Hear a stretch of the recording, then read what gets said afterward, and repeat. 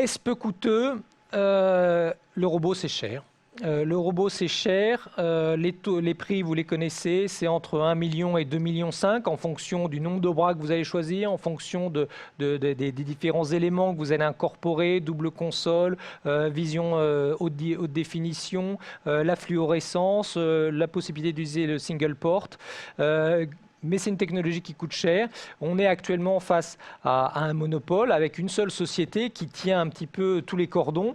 Les concurrents vont arriver. C'est pas pour tout de suite. Il y a les Canadiens qui sont bien avancés, mais qui vont pas sortir leur machine avant 1 an ou 2, voire 3. Les Coréens, les Chinois, qui seraient des outils prêts pour envahir entre guillemets le marché, mais ce n'est pas pour aujourd'hui ni pour demain. Donc on est face à un coût qu'il faut intégrer.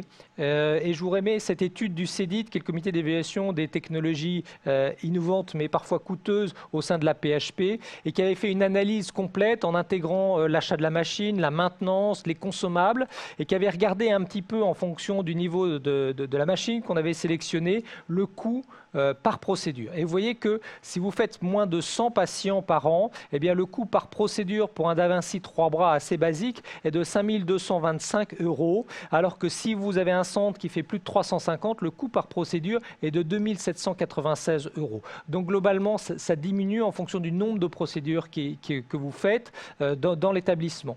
Donc ça, c'est extrêmement important, puisqu'il faudra avoir une négociation avec nos tutelles pour essayer d'avoir un remboursement. Mais lorsque les coûts sont élevés, je pense qu'il faut aller vers des concentrations. Et c'est d'ailleurs ce qu'on observe en France, puisqu'il y a des CHU qui ont ouvert leurs portes aux privés pour qu'ils viennent faire leurs procédures sur une même machine. Il y a des privés qui se regroupent ensemble pour faire des interventions ensemble et donc limiter les coûts pour la société. Et ça, c'est un élément extrêmement fort. Et ça montre voilà, la cohésion qu'ont les urologues en France.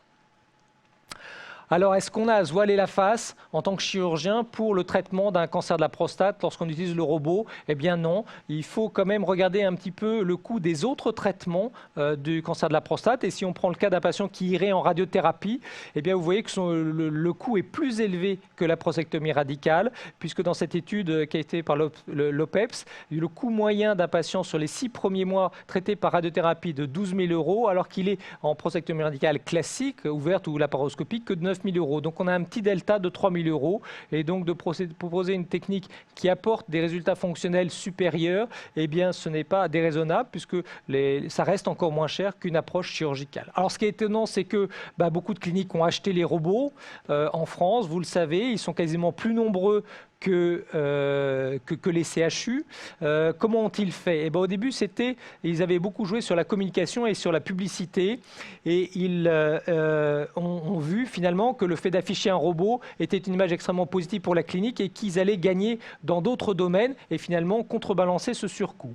Ce qu'on observe actuellement, c'est un petit peu un effet inverse, c'est-à-dire que les centres qui n'ont pas de robot perdent les patients qui devraient être opérés par robot, et donc pour garder ces patients potentiels, les instituts achètent des robots.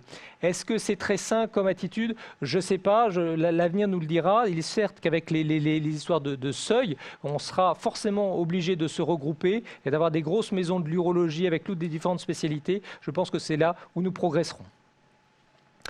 Peut-on compenser le coût par la baisse des durées de séjour? Question d'un de nos internautes. Eh bien, oui.